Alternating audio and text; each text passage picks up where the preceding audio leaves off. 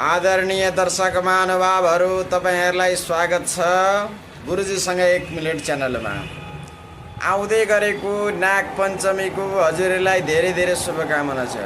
हाम्रा ऋषिमुनिहरूले किन नागको पूजा गर्न भन्नुभएको थियो हजुरलाई थाहा छ? किनकि नाग भनेको प्रकृतिको रक्षक हो। जहाँ नाग बस्छ त्यो ठाउँमा र त्यो खेत फलिफाप हुन्छ। नागलाई दूध चढाउँदा हामीले प्रकृतिसँग मित्रता गर्छौं, डरले होइन श्रद्धाले। नागको आजको दिन नागको घरको ढोकामा नागको तस्बिर टाँस्नुहोस् र भन्नुहोस् कि हे नाग देवता, हाम्रो घर परिवारको रक्षा गर्नुहोस्, हाम्रो खेतबारीमा फसल राम्रो होस्। डर होइन विश्वास राख्नुहोस्, प्रकृतिको सम्मान गर्नुहोस्।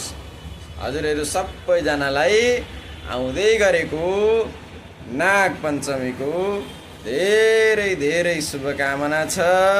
जय नाग देवता।